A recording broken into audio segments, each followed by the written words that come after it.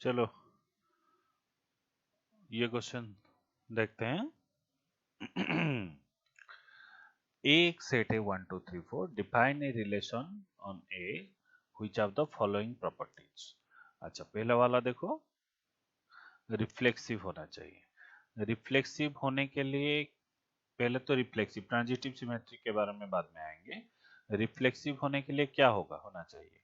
A reflexive के लिए क्या होना चाहिए? ए जितने भी ए टाइप का रिलेशन है belongs to R for all A. तो पहला रिफ्लेक्सिव होने के लिए 1 1 होना चाहिए, 2 2 होना चाहिए, 3 3 होना चाहिए और उसके बाद 4 4 भी होना चाहिए। इतना मुझे चाहिए रिफ्लेक्सिव के लिए। अच्छा देखो, फिर सिमेट्रिक नहीं होना चाहिए लेकिन ट्रांजिटिव होना चाहिए। मान लो ट्रांजिटिव होने के लिए क्या होना चाहिए? ए बी, बी सी और ए सी, ये तीनों टाइप का रिलेशन होना चाहिए। So A related to B related to C, provided A related to C. मान लो मैंने कोई भी एक ऑर्डर पेयर चूज कर लिया 1 2, तो फिर 2 के साथ और कोई आना चाहिए, लेट्स से 2 3। तो इसको ट्रांजिटिव सेटिस्फाई करने के लिए क्या होना चाहिए? ये 2 2 गया तो अब ये 1 3 को भी आना चाहिए ताकि ये ट्रांजिटिव बन जाए। तो ठीक है। अच्छा, और एक बात देखो, ये 1 2 है, मान लो ये 2 2 के साथ भी ट्रांजिटिव कर सकता है। 2 2 मतलब 1 2 और 2 2 गया तो 1 2 फिर वही आ गया तो ट्रांजिटिव हुआ। 1 2 और किसी के साथ नहीं। 2 3 3 3 के ट्रांजिटिव रिलेशन क्रिएट कर सकता है और 1 3 के साथ भी ट्रांजिटिव रिलेशन क्रिएट कर सकता है। कैसे? देखो यहाँ पे 2 3 है, यहाँ पे 3 3 है। 3 3 गया तो 2 3 अगेन है, कोई बात नहीं। 1 3 को मान लो हम ले लेते हैं, 1 3 को ले लिया और 1 3 किसके साथ? 3 3 के साथ आ सकता है, तो फिर वही 1 3 आएगा। लेकिन वो सिमेट्रिक नहीं होना चाहिए। सिमेट्रिक नहीं होना चाहिए मतलब ए बी होगा, बी ए नहीं होगा, बी ए नहीं होगा, होना चाहिए। तो 1 2 है लेकिन 2 1 नहीं है, तो ये तुम्हारा सेटिस्फाई कर गया। तो ये जो है रिलेशन, ये रिफ्लेक्सिव है, ट्रांजिटिव है, बट सिमेट्रिक नहीं है। Symmetric but neither reflexive not transitive. अच्छा, सिमेट्रिक होने के लिए क्या होना चाहिए? मान लो 1 2 रिलेशन में है, 1 रिलेटेड टू 2, तो 2 रिलेटेड टू 1 होगा, सिमेट्रिक है। अच्छा, 1 1 नहीं है तो ट्रांजिटिव नहीं है। और रिफ्लेक्सिव के लिए तो 1 1 2 2 3 3 4 4 सभी को होना चाहिए, कोई भी नहीं है, तो मतलब ये हो गया तुम्हारा symmetric but neither reflexive not transitive. अब देखो, रिफ्लेक्सिव, सिमेट्रिक, ट्रांजिटिव मतलब इक्विवेलेंस रिलेशन होना चाहिए। तो एक हम लोए और लोएस्ट पॉसिबल और द स्मॉलेस्ट इक्विवेलेंस रिलेशन क्या होगा? 1 1 2 2 3 3 4 4। मान लो इसी को अगर मैं ले लेता हूं तो इसी को हम बोलते हैं कि स्मॉलेस्ट इक्विवेलेंस रिलेशन। सो स्मॉलेस्ट इक्विवेलेंस रिलेशन मतलब वो रिफ्लेक्सिव, सिमेट्रिक और ट्रांजिटिव होगा ही होगा। तो इसी को भी हम एग्जांपल के तौर पर ले सकते हैं। Let R be a relation defined on the set of natural numbers। और R कैसे हम डिफाइन किए ना? 2x plus y is equal to 41 और xy belongs to natural number। Find the domain and range of the relation। तो पहले ये check कर लो, ये जो ऑर्डर पेयर R आएगा वो किस टाइप का ऑर्डर पेयर आएगा? तो R इज इक्वल टू, मान लो मैंने नेचुरल नंबर है, मान लो मैंने x और y का एक टेबल बनाया और एक्स वाई के बीच में रिलेशन क्या है कि 2x plus y is equal to 41। मान लो मैंने x को 1 लिया तो y कितना आएगा? 39 आएगा। x को 1 लिया तो y आएगा तुम्हारा 39। अच्छा, x को मैंने 2 ले लिया, 2 दूने 4 तो y आएगा तुम्हारा 37। x को मैंने 3 लिया, 3 दूने 6, y is equal to 41 minus 6 35। तो इसी तरह हम 4 5 6 y को कहाँ तक ले जा सकते हैं। मान लो मैंने x को 20 ले लिया, 20 इंटू 2 40 प्लस 1, सो y तुम्हारा 1 आएगा। उससे ज़्यादा हम नहीं ले सकते क्योंकि ये 41 को क्रॉस कर जाएगा। तब ये जो ऑर्डर पेयर आया तुम्हारा, वो किस टाइप का ऑर्डर पेयर आया? 1 के साथ 39, 2 के साथ 37, 3 के साथ आया मेरा 35, और ऐसे करके 20 ऑर्डर पेयर्स आएगा। लास्ट ऑर्डर पेयर होगा 20 के साथ 1। तो इसी से हम देख लेते हैं ये जो रिलेशन होगा इसका डोमेन क्या होगा ना। डोमेन होगा तुम्हारा 1 2 3 से लेके 20 तक, और रेंज क्या होगा? रेंज होगा तुम्हारा, देखो 1 दो इंक्रीज करके 39 तक, मतलब 1 3 5 7 ऐसे करके 39 तक। ये जो सेकंड वाला वैल्यू है इसको हम रेंज बोलते हैं। तो ये जो ऑर्डर पेयर है वो ऐसे ही ऑर्डर पेयर आएगा। अच्छा, पहला पार्ट हो गया, find the domain and range, also verify whether R is reflexive, symmetric और ट्रांजिटिव। अच्छा, रिफ्लेक्सिव। रिफ्लेक्सिव के लिए मुझे किस टाइप का रिलेशन चाहिए? 1 1 2 2 3 3, क्योंकि ये रिलेशन इनके ऊपर डिफाइन है।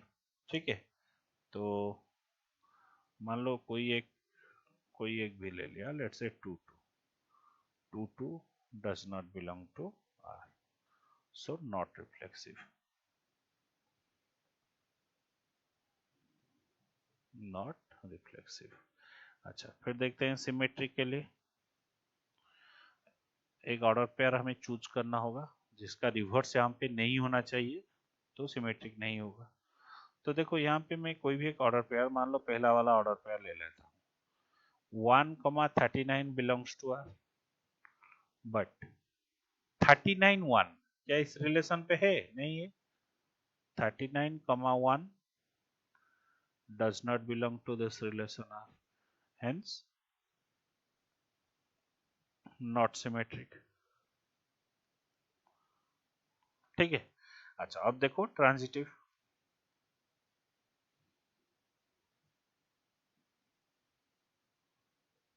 अच्छा, ट्रांजिटिव के लिए क्या करना होगा? Transitive A related to B, B related to C, तब ए रिलेटेड टू सी होता है या नहीं होता है। तो ऐसे चेक कर लो एक, अगर मैं देखता हूं तो 11,19 ये रिलेशन में है, और एंड 19 के साथ 13, 19 इंटू 2 38 प्लस 3, तो 19 के साथ 3, ये दोनों रिलेशन में है। लेकिन 11 और 3 ये रिलेशन में है क्या? 11 के साथ क्या 3 आ सकता है? 22 प्लस 25 नहीं आ सकता है। Does not belong to the relation R, that implies ये ट्रांजिटिव नहीं हो सकता। ठीक है। अच्छा, ये क्वेश्चन देखो, construct an example of each of the following. अच्छा, पहले ये ए से बी तक मैपिंग हो रहा है, सारे जो एग्जांपल्स है ये ए से बी को मैपिंग हो रहा है। ठीक है, मान लो ये है तुम्हारा ए, ये है तुम्हारा बी, 2 3 4, यहाँ पर है 2 5 6 7। तो पहला वाला मैपिंग इंजेक्टिव मैपिंग, मतलब 1 to 1, 2 का किसी 1 के साथ, 3 का किसी भी एलिमेंट के साथ सिंगल मैपिंग। मान लो मैं एक रिलेशन ले लेता हूँ, एक इंजेक्टिव मैपिंग का एक कोई भी एक एग्जांपल, सपोज एक फंक्शन है f इज इक्वल टू 2 के साथ, दिस इज कंप्लीटली रैंडम, 2 के साथ 5, फिर 3 के साथ मान लो 6, फिर 4 के साथ मान लो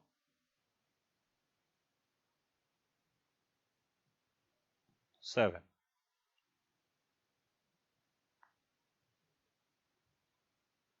तो ये 1 to 1 हो गया, तो ये तुम्हारा हो गया इंजेक्टिव मैपिंग। ठीक है। अच्छा, नॉट इंजेक्टिव मतलब 1 to 1 नहीं है। इसका मतलब 2 के साथ मान लो 2 को ले लिया, फिर 2 के साथ 5 को भी ले लिया, अब 3 के साथ कोई भी एलिमेंट 6, 4 के साथ मान लो 7। तो ये 2 का 2 इमेज आ गए, तो ये मैपिंग जो है वो इंजेक्टिव नहीं हुआ, और वी कैन से 1 1 नहीं हुआ। A mapping from B to A मतलब अब बी हो गया डोमेन, डोमेन में कोई बचना नहीं चाहिए और डोमेन का किसी दो इमेज नहीं होना चाहिए। तो अब हम क्या करेंगे, पहले एक एक दे दो, 2 2 मान लो 5 3 मान लो 6 4। ठीक है, 2 2 5 3 6 4, लेकिन ये 7 को हम छोड़ भी नहीं सकते क्योंकि अब ये डोमेन में आ गया, तो 7 को हम किसी किसी भी एलिमेंट को दे देते हैं। ठीक है, तो मान लो 7 4। लेकिन ये ध्यान रखना चाहिए कि एक यहाँ पर अब ये डोमेन है, क्योंकि ये डोमेन है, एक से ऐसे करके नहीं आना चाहिए, मतलब एक भी प्री इमेज का दो इमेज नहीं आना चाहिए। ये बात हमें ध्यान रखकर चलना पड़ेगा। ठीक है।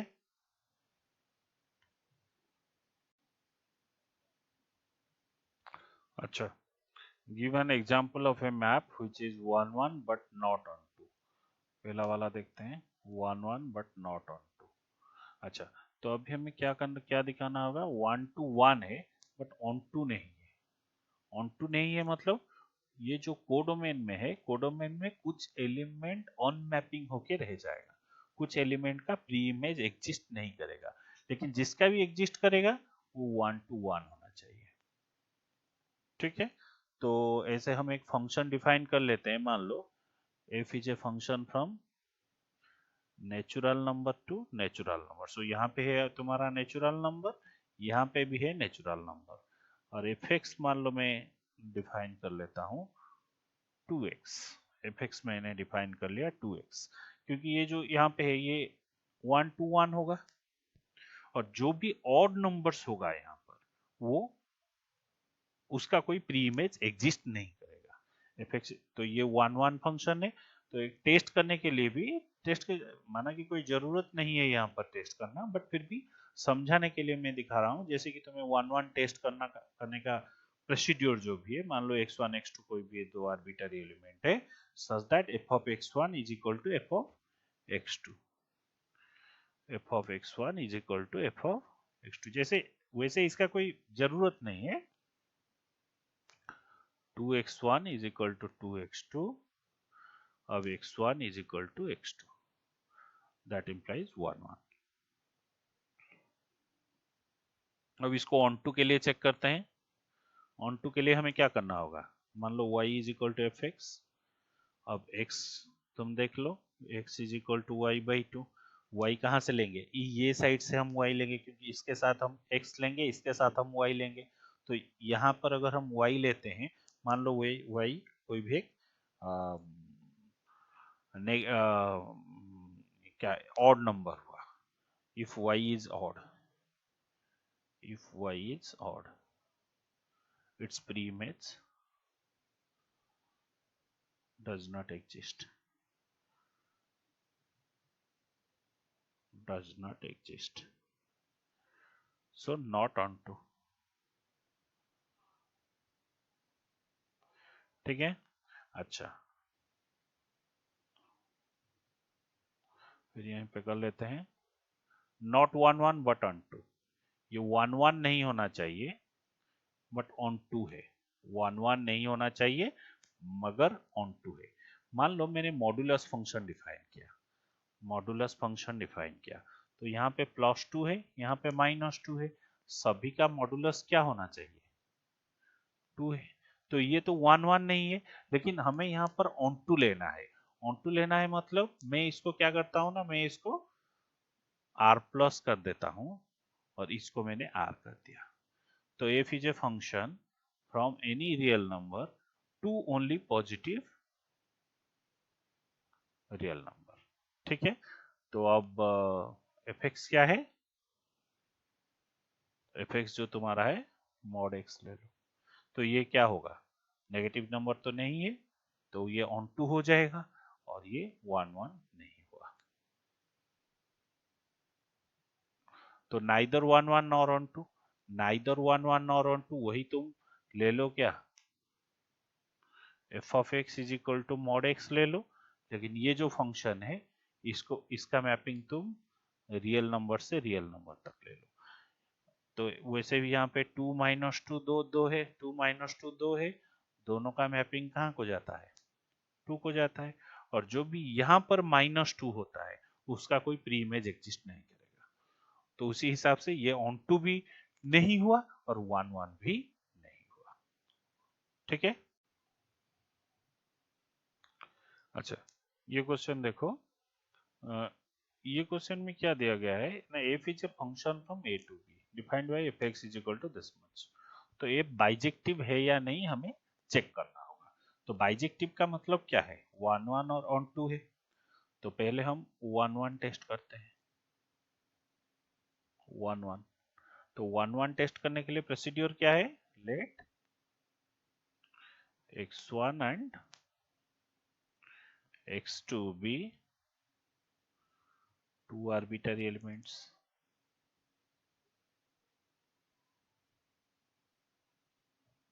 such that f of x1 is equal to f of x2। अब इसको देखो, f of x1 मतलब x1 minus 2 by x1 minus 3 is equal to x2 minus 2 by x2 minus 3। इसी को सॉल्व करो तो दैट इम्प्लाइज क्या हुआ, x1 minus 2 x2 minus 3 is equal to x1 minus 3 into x2 minus 2। अब bracket को open कर लो, x1 x2 minus 3x1 minus 2x2 plus 6 is equal to x1 x2 minus 2x1 minus 3x2 plus 6। तो ये x1 x2 cancel हो जाएगा, तो यहाँ 6 6 भी कैंसिल हो जाएगा, माइनस 3x1 माइनस 2x1, तो ये हो गया तुम्हारा minus x1 is equal to minus x2। That implies finally x1 is equal to x2। So hence हम इसको बोल सकते हैं कि ये 1 1 फंक्शन है। अब देखते हैं ऑन टू के लिए। ऑन टू के लिए क्या लेना होगा, प्रोसीजर क्या है? Let y is equal to F X, let y is equal to X minus two by X minus three. अब यहाँ से x निकालो, x क्या होगा? x minus two is equal to X Y minus three Y. तो that implies x into 1 minus Y is equal to 2 minus 3y। तो यहाँ से क्या मिलेगा? x is equal to 2 minus 3y by 1 minus y. तो अब ये देखो कि y का किस वैल्यू के लिए x डिफाइन नहीं है, तो y कहाँ से आएगा? यहाँ से तुम्हारा y आएगा, यहाँ से x आएगा, यही फंक्शन है। तो y पहले तो y है तुम्हारा r माइनस वन, मतलब 1 पहले से ही y में नहीं है और y का वैल्यू 1 नहीं हो सकता। तो अब ये देखो, क्योंकि ये डिनोमिनेटर में है तो ये वाला वैल्यू 0 नहीं हो सकता, तो इसको 0 होने के लिए 1 minus y can not be equal to 0। That implies y can not be equal to 1, but y is not in B, hence for all value of y in B, x is defined, so onto two. अब तुम conclusion खुद लिख लेना, क्योंकि आज it is 1 1 onto two, so bijective. यहीं से मैं लिख दे रहा हूं, तुम इसको अच्छे से लिख देना, क्योंकि आज पर डेफिनेशन ये 1 1 है और ऑन टू है, तो ये बाइजेक्टिव होगा। ठीक है। अच्छा, ये क्वेश्चन देखो पहला, let a is a function from -1 to 1, then discuss whether the following functions are 1 1 on 2 or not। f is a function, इसका मतलब है कि कोई भी फंक्शन a हो, कोई भी फंक्शन f, चारों बिट में से हम ले लें, तो ये a टू a इसका मैपिंग है। सो इसीलिए वो बोल रहा है कि फंक्शन डिफाइंड ऑन a। तो पहला क्वेश्चन लेते हैं। पहला क्वेश्चन क्या है ना, f x is equal to x by two, F x is equal to x by two. अच्छा, अब हम पहले इसको 1 1 देखते हैं। अच्छा, 1 1 अगर देखें तो 1 1 के लिए क्या होगा, पहले F of x one is equal to F of x two, तो X one by two is equal to x two by two. अब ये हो गया तुम्हारा X one is equal to x two, so hence ये 1 1 है। अच्छा, अब ऑन टू के लिए चेक करते हैं। ऑन टू के लिए क्या है, y is equal to F x, y is equal to x by two, तो अब x हो गया तुम्हारा 2y। तो अब तुम देखो x, क्योंकि ये x है तुम्हारा 2y, मान लो मैं y इज इक्वल टू 1 ले लेता हूँ, तो ये x कितना हो जाएगा, 2 हो जाएगा। तो लेट मैं y को 1 ले लेता हूँ, तो x कितना हो जाएगा, 2 हो जाएगा, जो कि इस डोमेन में नहीं है, जो कि इस डोमेन में नहीं है। So this does not belong to A, क्योंकि y is equal to 1 A में है, लेकिन इसका जो प्री इमेज होगा वो x2 में नहीं होगा। तो इसका मतलब ये है कि y का कोई भी प्री इमेज एग्जिस्ट नहीं करेगा। मान लो ये है तुम्हारा a, ये है तुम्हारा a, यहाँ पे 1 है, इस 1 का कोई भी प्री इमेज यहाँ पे एग्जिस्ट नहीं करेगा। ये a है, ये a है, कोई भी pre image, so that's why not on two. 1 1 onto two नहीं है, तो फाइनली हम लिख सकते हैं नॉट बाइजेक्टिव। अच्छा, अब हम दूसरा फंक्शन देखते हैं, g ऑफ x है। अच्छा, ये एफ हो चाहे g हो, सभी का मैपिंग है a to a according to the question. अच्छा, g ऑफ x है मॉड x। देखो ये, इसको तुम डायरेक्टली ग्राफ से भी कर सकते हो, जैसा कि तुम्हें पता है कि मॉड फंक्शन 11th में पढ़ा होगा, मॉड फंक्शन का ग्राफ ऐसा ही होता है। तो मान लो अगर हम -1 से 1 तक ले लें, और यहाँ पे भी 1 से -1 तक ले लें, ये तो है मैपिंग ना। तो पहले देखो ये 1 1 तो नहीं है, क्योंकि इसका मैपिंग जहां पर होगा इसका भी मैपिंग वहीं पर होगा। ये 1 1 तो नहीं है, और ऑन टू नहीं है, क्योंकि ये वाला जो पोर्शन है इसका कोई प्री इमेज एग्जिस्ट नहीं कर रहा है। तो ग्राफ से भी तुम ये दिखा सकते हो कि ये 1 1 ऑन टू नहीं है। ठीक है, neither it is one, neither it is 1 1 nor it is on 2। From graph तुम ये दिखा सकते हो। और अगर हम ऐसे ही जैसे मैथमेटिकल मॉडलिंग में गए थे, अगर हम उसी हिसाब से भी चलेंगे, फिर भी तुम दिखा सकते हो। कैसे, जैसे कि जैसे तुम पहले किए थे, जी ऑफ ये 1 1 के लिए है, G of x one is equal to, अगर तुम ग्राफ में मैं भी जो बोला, वीडियो को रिवाइंड करके थोड़ा सुन लो अच्छे से, उसी को भी तुम अपना वर्ड में भी लिख सकते हो। G of x one is equal to G of x two, तो इसके हिसाब से एक्स वन का mod is equal to x two का मॉड। अब हम दोनों तरफ अगर मॉड हटा देंगे, तो एक्स वन आएगा कितना, plus minus x two. X one is not equal to, hence not equal to x two, so hence not 1 1। अब उसी हिसाब से ऑन टू का भी चेक कर लो। ऑन टू के लिए क्या है, y is equal to mod x, y is equal to mod x, और तो that implies x is equal to plus y हो सकता है या फिर माइनस वाई हो सकता है। मैपिंग है -1 से 1 तक। तो इफ यहाँ से हम लिख सकते हैं if RHS negative, so no pre image exist, pre image exist. मान लो y, ये जो कंप्लीट एक्सप्रेशन है ये नेगेटिव आ गया, तो ये अगर कंप्लीट एक्सप्रेशन है नेगेटिव आ गया तो इसका मतलब है इसका कोई प्री इमेज एग्जिस्ट नहीं करेगा। So hence not on to. और इसको ग्राफ में भी दिखा सकते हो, क्योंकि जो भी हमारा 0 और -1 के बीच में है y का वैल्यू, इसका कोई भी प्री इमेज तुम्हारा एग्जिस्ट नहीं करेगा। अच्छा, थर्ड बिट जो है h of x is equal to x mod x। देखो, इसको तुम ग्राफ से भी दिखा सकते हो। कैसे दिखाओगे ग्राफ से ना?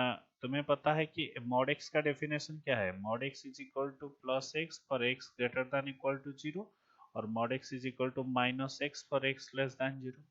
उसी हिसाब से ये वाला जो एक्सप्रेशन है हम इसको ऐसे ब्रेक कर सकते हैं कि x square for x greater than equal to 0 और minus x square for x less than 0। क्योंकि हमें यहाँ पे h का मैपिंग है a टू a, ये एक जनरल स्टेटमेंट है a टू a। तो अब अगर हम x mod x का ग्राफ प्लॉट करते हैं, मान लो ये है तुम्हारा 1, ये है -1 और यहाँ पे we are only interested for 1 और -1 के बीच में। तो 0 से ग्रेटर के लिए ये क्या होगा? एक स्क्वायर ग्राफ जो कि पैराबोला शेप में आएगा, और ये नीचे के लिए ये ऐसा ही आएगा। तो यही होगा तुम्हारा इसका ग्राफ, माइनस एक्स स्क्वायर का ग्राफ। ठीक है। अच्छा, ये x mod x का ग्राफ है ये।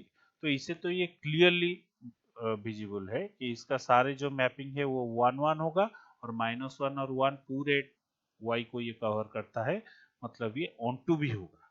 तो यहीं से हम ये बात लिख सकते हैं कि all for it is 1 1 because in the range in the we can see in the domain of -1 to 1 none of the value is repeating. That means individual domain value have a different image. So that's why it is 1 1 and all the values in the codomain have a pre-image. So hence it is on to। ऐसे भी हम लिख सकते हैं, ये absolutely correct होगा। और वही ट्रेडिशनल प्रोसीड्यूर से अगर जाओगे तो प्रोसीड्यूर क्या होगा ना? h of x1 is equal to h of x2। तो x1 mod of x1 is equal to x2 mod of x2। क्योंकि ये दोनों इधर ये पॉजिटिव होगा और ये नेगेटिव होगा। ये दोनों इधर, चाहे मैं x1 x2 दोनों को पॉजिटिव ले लूं या फिर नेगेटिव ले लूं, तो इसी हिसाब से इधर ये plus x1 square plus is equal to x2 square या फिर माइनस में आएगा। तो finally x1 is equal to x2 आएगा। तो ये होगा तुम्हारा 1 1। और ऑन टू के लिए वैसे भी तुम लिख सकते हो। ऑन टू क्या है? y is equal to x mod x। x का ऐसा तुम ऐसे लिख सकते हो कि चाहे x का कोई भी सॉरी y का कुछ भी वैल्यू ले लो, इसके लिए कॉरेस्पॉन्डिंग x एग्जिस्ट करेगा। y का तुम कुछ भी वैल्यू ले लो, इसके लिए कॉरेस्पॉन्डिंग x एग्जिस्ट करेगा। ठीक है। तो इसीलिए ये ऑन टू भी होगा। For all y belongs to a there exist x belongs to a। so ये ऑन टू भी होगा। ठीक है। अच्छा, शायद और एक बीटीए क्वेश्चन में है y kx is equal to x square. इसको भी तुम ग्राफ से भी कर सकते हो। फोर्थ बिट k, फंक्शन का नाम है k is equal to x square. तुम एक एक्स स्क्वायर का ग्राफ ले लो। ये है तुम्हारा एक्स स्क्वायर का ग्राफ। अगर मान लो मेरे यहाँ पे कोई ऐसा कुछ नहीं दिया है, तो इसका डोमेन क्या होगा? डोमेन होगा कोई भी रियल नंबर और रेंज क्या होगा? 0 टू इंफिनिटी। क्योंकि यहाँ पे -1 और 1 के बीच में हमें एनालिसिस करना होगा, मैं जो बोल रहा हूँ उसको तुम भी लिख सकते हो, क्योंकि हमें -1 और 1 के बीच में इसको एनालिसिस करना होगा। देखो इसका जो भी वैल्यू है इसका वही वैल्यू है, तो ये 1 1 तो नहीं हुआ। और जो भी नेगेटिव वैल्यूज है, जो भी negative values in the y axis है, इसका कोई प्री इमेज एग्जिस्ट नहीं कर रहा है, तो इसको तुम वर्ड पे ऐसा करके लिख सकते हो, ठीक है। और अगर ट्रेडिशनल प्रोसीड्योर से जाओगे तो क्या लिखोगे, kx1 is equal to kx2, तो x1 square is equal to x2 square, that implies x1 is equal to plus minus x2, so not 1 1। और ऑन टू के लिए y is equal to x square, तो x ले लो plus minus root over of y, so for y is equal to negative, चाहे कोई भी negative values of y तुम ले लो, there exist no x belongs to a, so hence not on to, ये on to भी नहीं हुआ। लेकिन अच्छा तरीका ये है कि अगर तुम ग्राफ समझते हो तो इसको ग्राफ से करने की कोशिश करो, ये है y is equal to x square का ग्राफ, तो ये ग्राफ से लिखने में मोर इम्प्रेसिव होता है, ठीक है, और इजी भी होता है।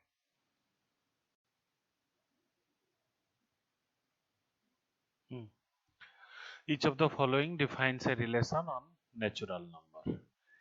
So first bit, x is greater than y, x is greater than y, और एक्स वाई के बीच में रिलेशन। अच्छा पहले ये एक बार ये ऐसा देख लो कि मान लो ये रिलेशन जो है ये हमें स्ट्रेट फॉरवर्ड लैंग्वेज पे दिया है, इसको अगर मैं रिलेशन के पैटर्न पे लिखूं तो कैसे लिखूं, एक्स वाई कोई भी एक ऑर्डर पेयर है such that x is greater than y provided x y दोनों क्या है, नेचुरल नंबर में आता है। तो ये है तुम्हारा रिलेशन का सेट बिल्डर फॉर्म रिप्रेजेंटेशन। अब देखो इसको अगर हम रिफ्लेक्सिव के लिए चेक करेंगे, रिफ्लेक्सिव के लिए क्या है, x related to x, x related to x, सो इसको थोड़ा अच्छे से लिख लेते हैं, x related to x, that implies x greater than x, but is it true, which is not true,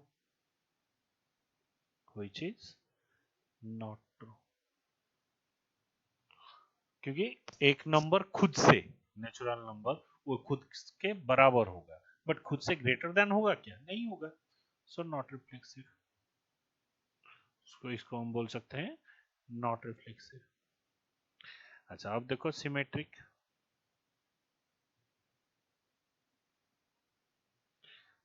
क्या है, if x related to y, उसका मतलब क्या है, x is greater than y, but that does not imply कि y greater than x, y क्या होगा, less than x होगा, that implies y not related to x, y not related to x, that implies इसको हम बोल सकते हैं not symmetric।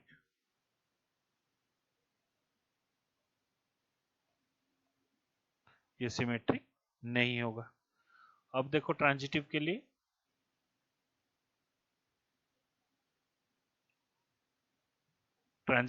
क्या होगा, if x related to y, मतलब if x greater than y and y related to z, that implies y भी z से ग्रेटर है, प्रोवाइडेड ये जो x y z है वो सब नेचुरल नंबर से आता है, ठीक है।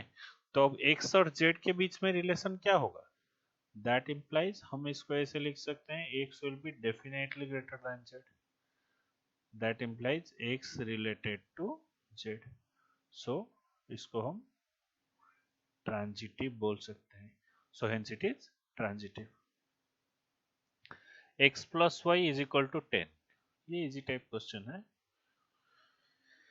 x plus y is equal to 10 और एक्स वाई दोनों क्या है, नेचुरल नंबर से आता है, x y belongs to natural number.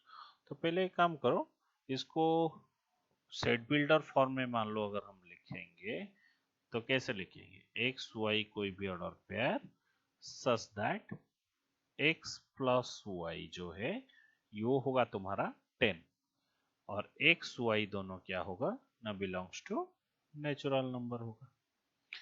अब इसको देखो क्या क्या x और y का पॉसिबल वैल्यू अगर हम चाहें तो यहाँ पर काउंट करके लिख सकते हैं। तो कैसे, तो r को हम अगर रोस्टर फॉर्म में लिखेंगे, मान लो x का वैल्यू 1 है, 1 से शुरू करते हैं, y का वैल्यू कितना होगा 9, 1 9, मान लो x का वैल्यू 2 है, y का वैल्यू होगा 8, 3 7, 4 के साथ 6, 5 के साथ 5,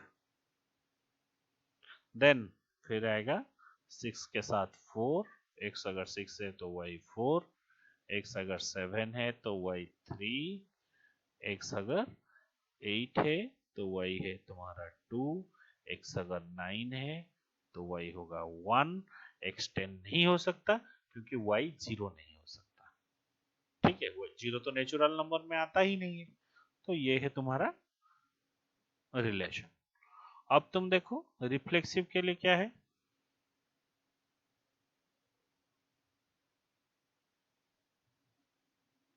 रिफ्लेक्सिव के लिए क्या है, तो रिफ्लेक्सिव के लिए चेक कर लो,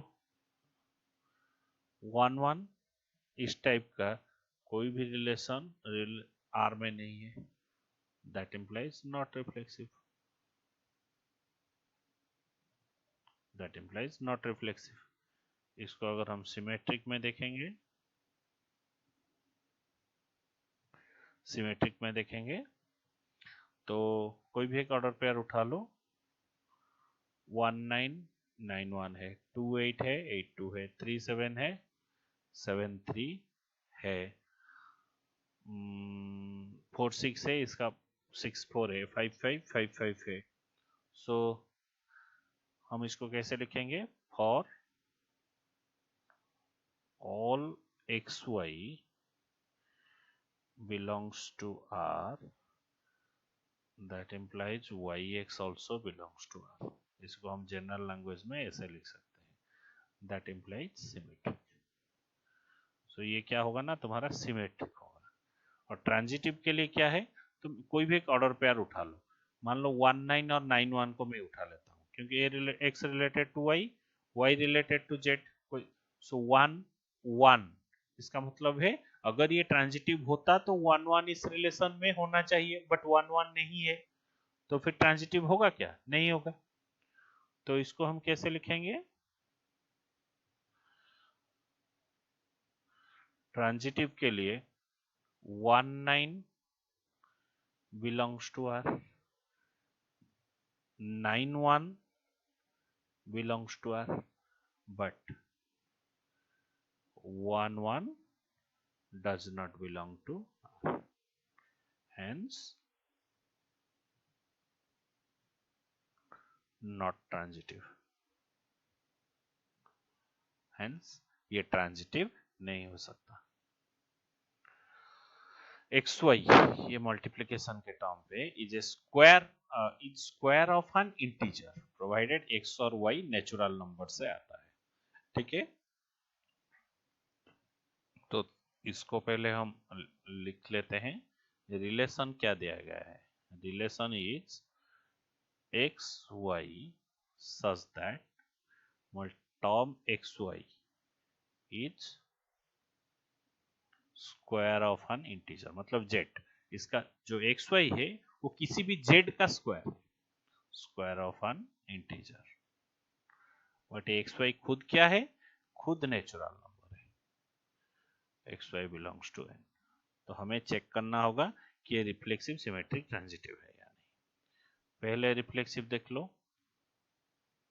रिफ्लेक्सिव के लिए क्या है, x रिलेटेड टू x, इसका मतलब क्या है, x इंटू एक्स, जो कि है तुम्हारा x square. So which is quite obvious कि square of x, square of x, that implies x क्या है, नेचुरल नंबर है, एक्स तो नेचुरल नंबर हो, ये एक्स को हम कहाँ से लाए, नेचुरल नंबर।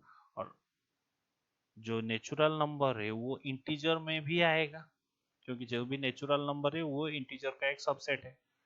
तो that implies it is reflexive, it is reflexive. ठीक है। अच्छा, अब देखो सिमेट्रिक।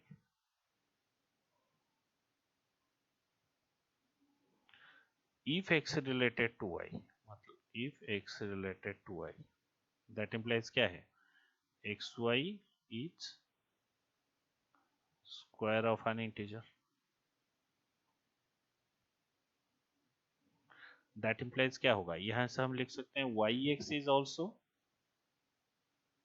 स्क्वायर ऑफ इंटीजर, क्योंकि एक्स वाई अगर स्क्वायर ऑफ समथिंग है तो वाई एक्स तो वही उसी का ही स्क्वायर होगा ना, नहीं। So that implies yx is also square of an integer। तो यहीं से हम क्या लिख सकते हैं, that implies y related to x, so ये तुम्हारा ट्रांजिटिव है, सॉरी, सो सिमेट्रिक टेस्ट कर रहे हैं, सो ये सिमेट्रिक है। अब चेक कर लेते हैं ट्रांजिटिव के लिए।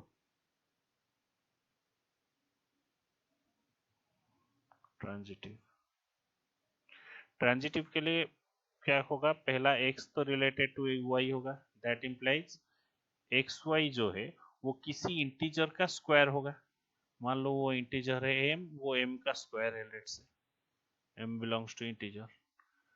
y related to z, that implies ये जो y z है वो भी किसी इंटीजर का स्क्वायर होगा, n square, n belongs to z। और x y z क्या है ना, x y z वो तुम्हारा नेचुरल नंबर से आएगा, तो 1 2 3, लेकिन ये जो एम एन है वो किसी जेड में बिलोंग करेगा। अब हमें एक्स रिलेटेड टू जेड के लिए चेक करना होगा, इसका मतलब क्या है कि एक्स जेड स्क्वायर होगा या नहीं, एक्स जेड स्क्वायर होगा या नहीं होगा। तो इसके लिए क्या करो, यहीं से एक्स उठा के लाओ, एक्स क्या होगा, एम स्क्वायर बाई वाई, और यहीं से जेड उठा के लाओ, जेड होगा क्या, एन स्क्वायर बाई वाई। तो अब यहां से अगर हम मल्टीप्लाई करेंगे तो ये क्या होगा, m square n square by y square, क्योंकि एम एन जेड में को बिलोंग करता है, तो एम स्क्वायर एन स्क्वायर, क्योंकि फाइनली इसको हम क्या लिखेंगे, एम एन बाई वाई का स्क्वायर। एम एन जेड में आता है, वाई भी जेड में आता है। ठीक है, तो दैट इम्प्लाइज हम इसको लिख सकते हैं x Z is square of an integer. So यहीं से हम लिख सकते हैं x related to z, hence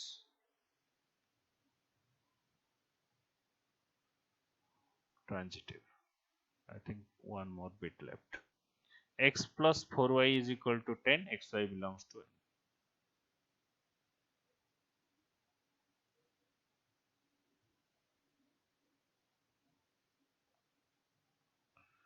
x plus 4y is equal to 10, xy belongs to natural number. तो इसको पहले लिख लो सेट बिल्डर फॉर्म में, वो क्या होगा, x y such that x plus 4y is equal to 10 provided xy belongs to natural number. अच्छा, तो इसको अगर हम रोस्टर फॉर्म में लिखना चाहें एक्स वाई का पॉसिबल वैल्यू क्या होगा, तो एक तो 2 होगा x2y2 और दूसरा होगा 6 1, यही दो होगा। तो यहाँ पर चेक कर लो 1 1 2 2 इस टाइप का जो है कोई भी does not belong to R, that implies it is not reflexive, it is not reflexive। तो अब देखो तुम 6 1 रिलेशन में है that but 1 6 does not belong to R, that implies not transitive, sorry not symmetric।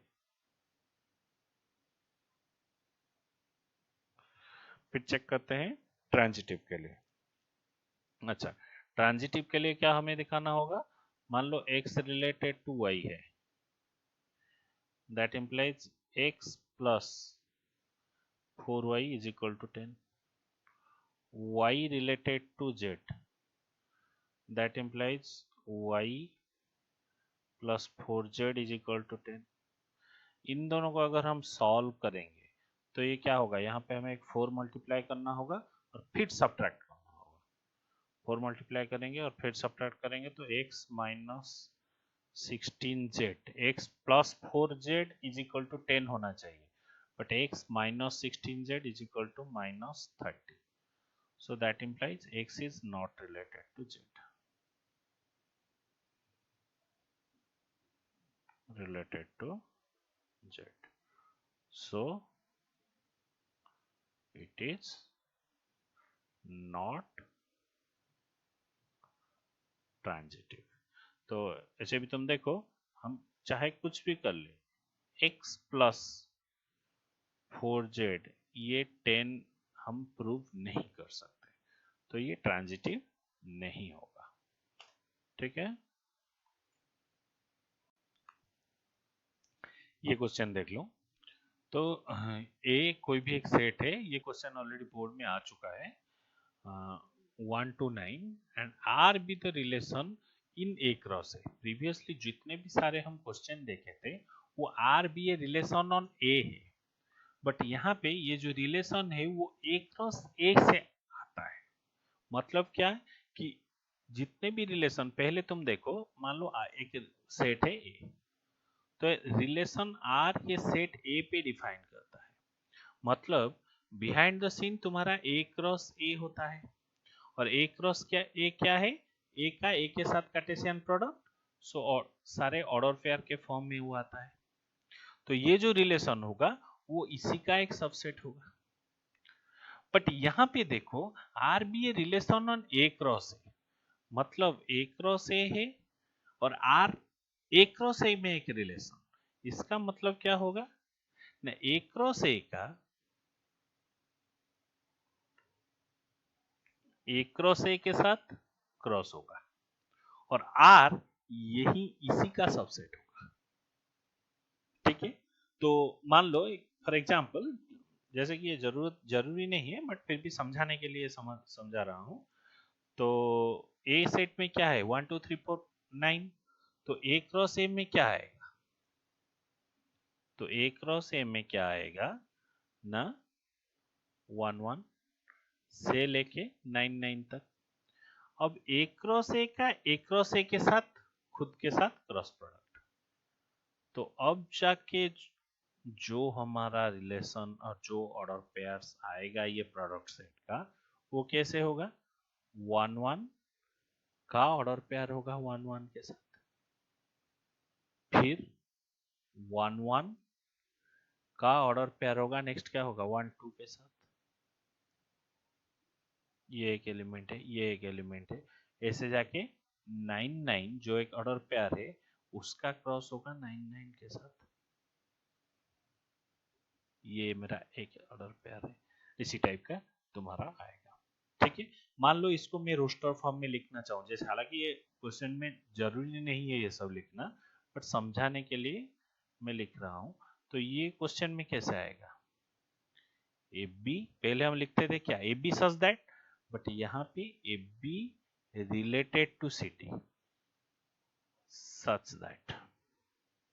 अब क्या होगा, ए प्लस डी, मतलब देखो कैसे रिलेशन आता है, A plus D is equal to B plus C, provided ये जो तुम्हारा ऑर्डर पेयर आया ए बी और सी डी, ये कहां से आया ना, ये belongs to a cross a से आया।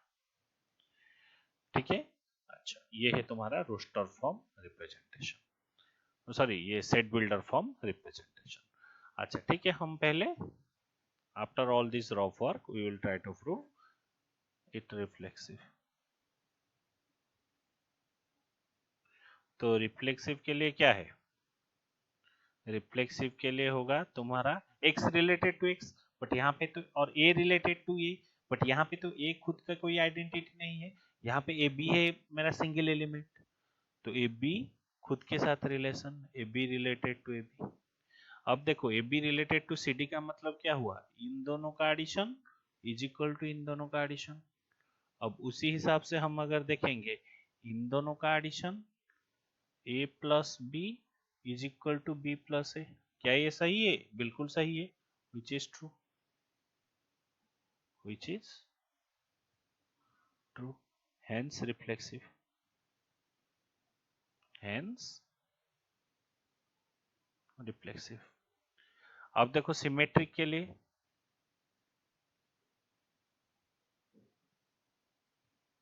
सिमेट्रिक के लिए क्या करो, सिमेट्रिक के लिए if a B related to C d, that implies हमें दिखाना क्या होगा ना, यहीं पे एक रफ वर्क कर लेते हैं, C D related to A B दिखाना होगा।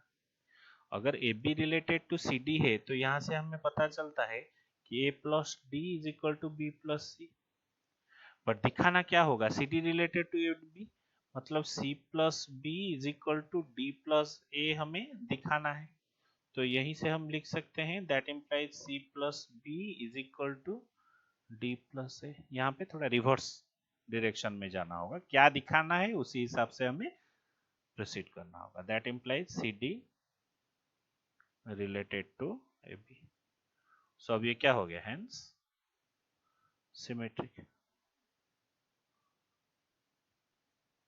अब हमें क्या दिखाना होगा ना, transitive.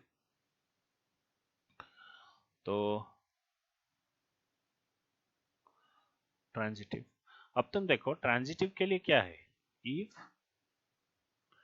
A B related to C d and c D related to E f, मान लो कोई थर्ड ऑर्डर पेयर है ई एफ, तो यहां से हमें क्या मिलेगा ना, A plus D is equal to B plus C, और यहां से हमें क्या मिलेगा ना, C plus F is equal to D plus E. अब इन दोनों को ऐड कर लो। अच्छा हमें दिखाना क्या होगा, हमें दिखाना होगा, यहीं पे मैं एक रफ कर लेता हूं कि दिखाना होगा A B related to E F, मतलब हमें दिखाना क्या होगा ना, A B related to A plus F is equal to B plus E, यही हम दिखाने की कोशिश करेंगे। तो इसी, ये हमारा गिवन है और ये हम दिखाने की कोशिश कर रहे हैं, तो ये मेरा रफ वर्क है, ठीक है, ये वाला पोर्शन रफ वर्क है, रफ में मैं करके चाहता हूँ। तो अब इन दोनों को ऐड कर लो, तो ऐड करेंगे तो क्या हो जाएगा, A plus D plus C plus F is equal to B plus C plus D plus E. तो सी डी कैंसल आउट हो जाएगा, तो अब यहाँ से मिलेगा A plus F is equal to B plus E, जो कि हमें चाहिए। तो इसी को हम लिख सकते हैं that implies A B related to E F, तो hence transitive, hence transitive as it is. So तुम कंक्लूजन तो लिखने में माहिर हो गए तो कंक्लूजन लिख दो, अब तक तो सीख गए होगे। आज the relation is, as the relation is reflexive, symmetric and transitive,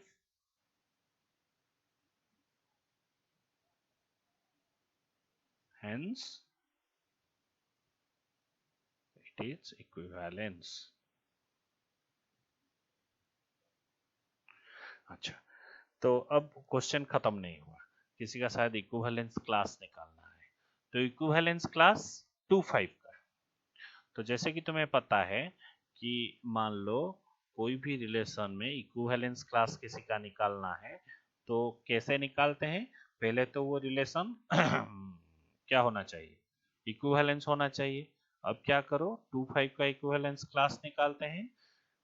तो रिलेशन में पहला रिलेशन मेरा क्या है? A B C D, A plus D is equal to B plus C. यही ए बी और सी डी ये दो एलिमेंट है एक ऑर्डर पेयर में, अगर हम होल को ऑर्डर पेयर समझते हैं तो इन दोनों में से किसी एक जगह पे इस ये जो 2, 5 दिया है जिसका इक्विवेलेंट क्लास निकालना है उसी को डाल दो। तो रिलेशन है तुम्हारा ए बी और सी डी, मान लो मैं सी डी के जगह पे 2, 5 को डाल देता हूं। सच दैट अब रिलेशन क्या था? a plus D is equal to B plus C. अब ये क्या हो गया ना, a plus 5 is equal to B plus 2, provided A B, क्योंकि ये 2, 5 तो ऑलरेडी ए क्रॉस ए को बिलोंग करता है, A B belongs to a cross a, क्योंकि ये जो 2, 5 है ये ऑलरेडी ए क्रॉस ए को बिलोंग करता है। यही हमारा डेफिनेशन था ना, A B C d belongs to a cross a, क्योंकि ऑलरेडी ये जो सी डी है, सी डी के जगह पे हमने 2, 5 डाला है, 2, 5 ए क्रॉस ए में है तो ऑब्वियसली 2, 5 तो ए क्रॉस ए में होगा। अब ये जो ए बी हमें निकालना है ये भी ए क्रॉस ए में रहेगा। तो अब तुम देखो a plus 5 is equal to B plus 2 और ये पूरा का पूरा ए सेट को बिलोंग करेगा। तो अब चेक कर लो वैल्यू देके, मान लो मैंने एक टेबल बनाया तो ए और बी का, एक के जगह पे अगर मैं 1 डालता हूं तो क्या होगा? 5 प्लस 1 6, बी विल बी 4, तो 1 4 इज ए ऑर्डर पेयर। ए के जगह पे मैं मान लो अगर 2 डालता हूं, 5 प्लस 2 7, बी क्या होगा? 7 आने के लिए बी को भी 5 होना पड़ेगा। अच्छा, ए के जगह पे मैं 3 डालूंगा तो 6 होना पड़े, 3 6, उसे यहीं पे लिख लेता हूँ। फिर मैं ए के जगह पे अगर 4 डालता हूँ तो बी को 7 आना पड़ेगा, ए के जगह पे मैं 5 डालता हूँ तो बी को 8 आना पड़ेगा, और ए के जगह पे मैं 6 डालता हूँ तो बी को 9 आना पड़ेगा, और ए की जगह पे मैं 7 डालता हूँ तो 7 प्लस 5 इज इक्वल टू 12, और बी कितना हो जाएगा? 10 आना पड़ेगा। लेकिन ये जो ए सेट हमें दिया है इसका रेस्ट्रिक्शन है 9 तक, तो यही है पॉसिबल ऑर्डर पेयर। और ये जो है हमारा रफ वर्क था, इसको हम कैसे लिखेंगे फाइनली ना, 1 4 2 5 3 6 5 8 और 6 6 के साथ 9। तो ये देखो ये 2, 5 का इक्विवेलेंस क्लास यही होगा। इसका मतलब क्या है कि इन दोनों में वैल्यू में से अगर मैंने किसी एक को 2, 5 डाल दिया तो बाकी क्या क्या पॉसिबल वैल्यू हो सकता है, तो यही होगा 2, 5 का इक्विवेलेंस क्लास। तो आई होप समझ में आ गया होगा, अच्छा क्वेश्चन था, ध्यान में रखकर करना। चलो, using definition prove that f is a function from a to b is invertible। invertible मतलब इसका इन्वर्स निकाल सकते हैं if and only if f is both 1 1 and onto। तो f ये एक फंक्शन कहां से कहां तक है? फंक्शन है a से b तक। तो मान के चलो, पहले हम 1 1 के लिए चेक करते हैं। मान के चलो कि late f is many one, that means not one one, many one, many one। तो इसका मतलब है कि क्या ना a में कोई एक दो ऐसा वैल्यू एग्जिस्ट कर सकता है, मेनी टू वन। तो इसका मतलब क्या है, समझाने के लिए बोल रहा हूं। मान लो ये है तुम्हारा a, ये है तुम्हारा b। इसका मतलब है ये फंक्शन है f कि यहाँ पे कोई एक दो ऐसा वैल्यू, मान लो ए बी कोई एक दो ऐसा वैल्यू एग्जिस्ट करता है, इसका जो इमेज होगा कॉमन इमेज होगा, मेनी वन। तो मान के चले कि let F of A is equal to E and F of B is also equal to E. तो जब हम इनवर्स निकालेंगे तो एफ इनवर्स ई क्या होगा, ए होगा, और एफ इनवर्स ई इस हिसाब से क्या होगा, बी होगा। और फंक्शन के डेफिनेशन के हिसाब से तो एफ इनवर्स भी तो एक फंक्शन हो जाएगा ना। मान लो मैंने जब इनवर्स फंक्शन निकाला तो इसका डोमेन हो जाएगा बी, इसका कोडोमेन हो जाएगा ए। तो ये होगा आपका एफ इनवर्स। तो इनवर्स में क्या होता है ना, ऐसा ई है जिसका दो इमेज होगा, जो कि पॉसिबल नहीं है, जो कि पॉसिबल नहीं है। सो हम क्या लिख सकते हैं कि सो f cannot be 1 1, cannot be many one,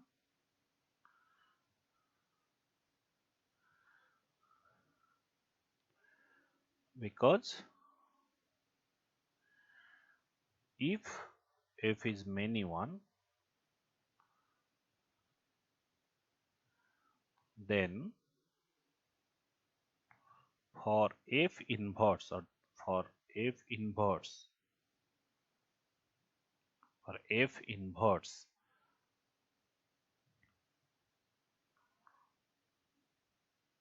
two images will have same image।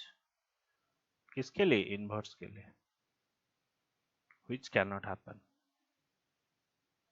which violates function definition, violates function definition, hence f is 1 1, hence f is 1 1। ये हो गया तुम्हारा 1 1 का आंसर। अब हम देखते हैं ऑन टू। ऑन टू मतलब codomain is equal to range. मान लो let F is into, let F is not on to और एफ इज इनटू। इसका मतलब क्या है कि मान लो ये है तुम्हारा ए, ये है तुम्हारा बी, और एफ फंक्शन जो है वो ऑन टू नहीं है। ये है एफ, ये है बी, और ऑन टू नहीं है मतलब बी पे एक ऐसा एलिमेंट एग्जिस्ट करेगा, मान लो एक ई ऐसा एक एलिमेंट एग्जिस्ट करेगा जो कि मैपिंग में नहीं आएगा। मैपिंग में नहीं आएगा मतलब इसका कोई प्री इमेज नहीं है। And let e belongs to b, do not have a pre image. ठीक है, कोई बात नहीं, do not have a pre-image। So if inverse of E will not give any value, will not give any value in inverse function, in inverse function we can say by definition, in inverse function, which inverse, in f inverse function, E do not have a pre-image, oh sorry, do not have a image, have an image। क्योंकि कोई भी एक function में सारे domain में जितने भी element है सभी का एक एक एक एक इमेज होना चाहिए। So but E do not have A image which violets function definition, which violets function definition. hence f is onto, hence f will be onto, f cannot be into, right. तो ये हो गया using definition, जो भी function का definition है उसी को यूज करके हम ये बोल सकते हैं कि किसी भी फंक्शन का इन्वर्स निकलेगा अगर ये फंक्शन बोथ 1 1 ऑन 2 होगा, इसका मतलब बाइजेक्टिव होगा, ठीक है। अच्छा, f g, two functions are from real number to real number defined by f x is equal to this, g of x is equal to this. अच्छा, चाहे कोई भी कंपोजिट फंक्शन अगर हम निकालना चाहते हैं, मैंने पहले भी इस चैप्टर इसी एक्सरसाइज में बताया है, तो ये जो इनर वाला फंक्शन, इसी का रेंज, ये जो आउटर वाला फंक्शन है इसका the range of this inner function must be a subset of domain of this. But here both domain and codomain all are your R to R, so that's why that issue does not arise. So only composite function f of g of x, if you will say f of g of x, we can say f of g of x. तो पहले निकाल लो f of g of x क्या है, 2x minus 3। अब देखो f of x है तुम्हारा इतना, तो f of टाइगर क्या होगा, x की जगह पे टाइगर डाल दो। f of एलिफेंट क्या होगा, x की जगह पे एलिफेंट डाल दो। f of 2x minus 3 क्या होगा, x की जगह पे 2x minus 3 डाल दो। 2x minus 3 का whole square plus 3 into 2x minus 3 plus 1। इसी को बस सिंप्लीफाई कर लो, सिंप्लीफाई मैं तुम्हारे ऊपर छोड़ता हूँ क्योंकि ये plus b whole square all this that you know, तो इसी को सिंप्लीफाई कर लो, ये तुम्हारा आंसर आ जाएगा। अब इसको देखो, g of f of x, g of f of x क्या है, x square plus 3x plus 1। अब ये जो g ऑफ x है ये 2 into x minus 3, g of tiger क्या होगा, 2 into tiger minus 3, g of this क्या होगा, 2 into x square plus 3x plus 1 minus 3। बस थोड़ा सिंप्लीफाई करके लिख लो, यही होगा तुम्हारा answer, 2x square plus 6x plus 2 minus 3 minus 1, यही होगा आंसर। अब इसको चेक कर लो, f ऑफ x, तो f ऑफ x क्या है, x square plus 3x plus 1।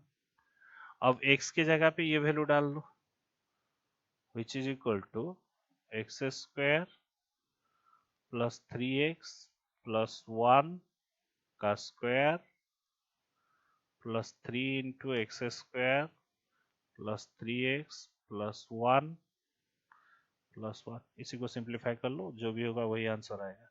और fourth bit g, so g of x, ये क्या होगा ना, g ऑफ x क्या है, 2x minus 3।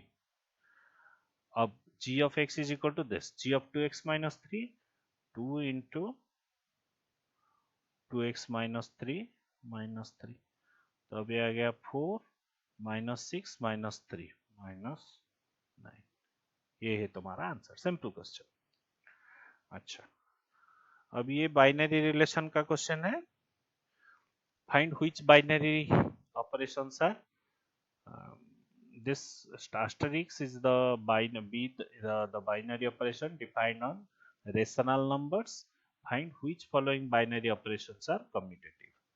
मान लो ये पहले बाइनरी ऑपरेशन हम देख लेते हैं, कम्यूटेटिव का मतलब क्या है, A operation B is equal to B operation A होगा, तो यहाँ पर ए ऑपरेशन बी क्या दिया गया है, A operation B is equal to A minus B, ठीक है, for all A B belongs to Q, ठीक है। एंड अगर हम यहाँ से बी ऑपरेशन ए लिखते हैं तो क्या होगा, वो B minus A for all B A belongs to Q. और ये क्लियरली, ये तो क्वाइट ऑब्वियस है, A operation B is not equal to B operation A, so not commutative,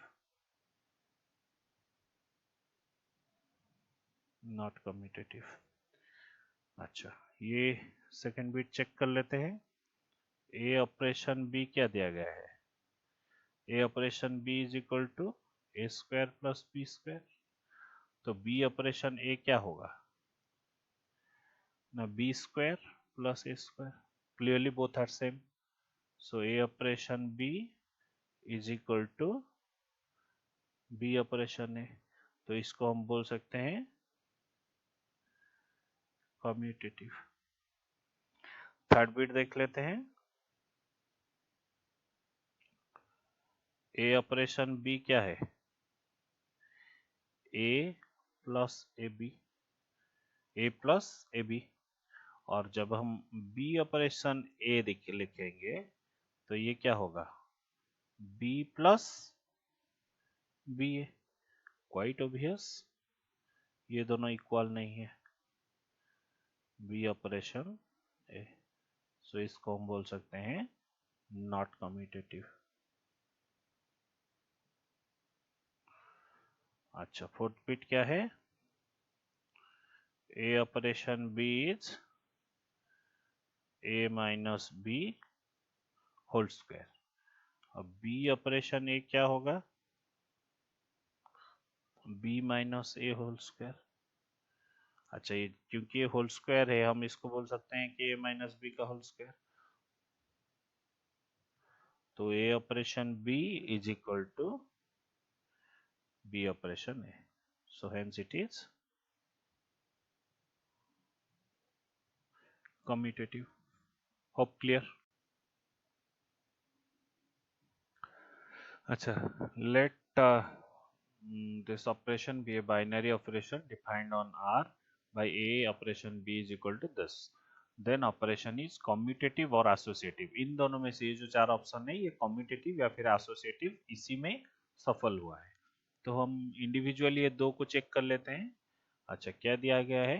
A operation B is equal to 1 plus AB for all AB belongs to R। अच्छा, commutative तो हम B operation A क्या होगा यहाँ से? 1 plus B है for all B, A belongs to R। तो clearly A operation B is equal to B operation A। तो हेंस कम्यूटेटिव इसको हम बोल सकते हैं। हेंस कम्यूटेटिव तो सेटिस्फाई हो गया। अब एसोसिएटिव के लिए देखते हैं। अच्छा, एसोसिएटिव के लिए क्या होगा? A operation B operation C, इसको हमें चेक करना होगा is equal to A operation B operation C. यही है एसोसिएट प्रॉपर्टी। तो हम एलएचएस देखते हैं। A operation B operation C, तो ये क्या होगा? ए पहले ब्रैकेट का ऑपरेशन कर लेते हैं, ऑपरेशन बी ऑपरेशन सी। तो ये क्या हो जाएगा तुम्हारा? 1 plus b c, 1 plus b सी।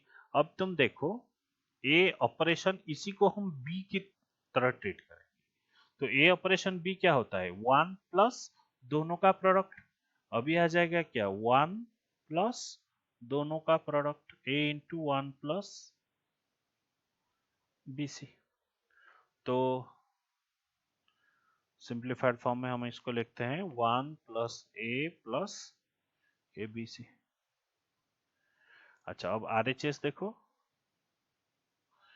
ए ऑपरेशन बी ऑपरेशन सी। तो ए ऑपरेशन बी क्या है? 1 plus A B operation C.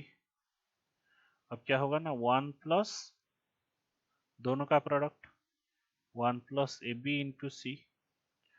तो ये आ जाएगा 1 plus C plus A B C. तो clearly LHS is not equal to RHS, hence not associative।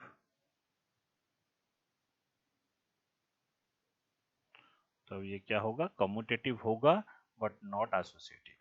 तो option 1 is correct. ठीक है।